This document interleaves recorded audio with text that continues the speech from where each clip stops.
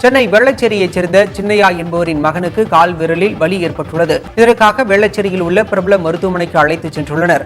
அங்கு சிறுவனை பரிசோதித்த மருத்துவர் சரவணன் அவர்களை தனது சொந்த மருத்துவமனையான ஆதம்பாக்கத்திற்கு வருமாறு அழைத்ததாக தெரிகிறது. அங்கு சென்ற 11 வயது சிறுவனை பரிசோதித்த மருத்துவர் கால் நரம்பில் இருக்கும் அடைப்பை நீக்க அறுவை சிகிச்சை செய்ய வேண்டும் என கூறியுள்ளார். பெற்றோர் சம்மதத்துடன் அறுவை சிகிச்சை செய்த நிலையில் சிறுவனின் கால் கருப்பாக மாறியுள்ளது. இதுகுறித்து கேள்வி எழுப்பிய பெற்றோரிடம் சிறுவனின் காலை அகற்ற வேண்டும் எனவும் இல்லாவிட்டால் அவனது உயிருக்கு ஆபத்து என்றும் கூறியதாக தெரிகிறது.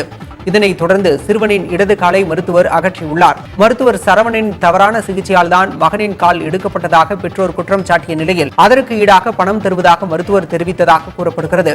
இதனிடையே சிறுவனின் தந்தை சின்னையா உள்ளிட்டோர் அடிக்கடி பணம் கேட்டு மிரட்டுவதாக கூறி ஆதம்பாக்கம் காவல் நிலையத்தில் மருத்துவர் சரவணன் புகார் அளித்துள்ளார்.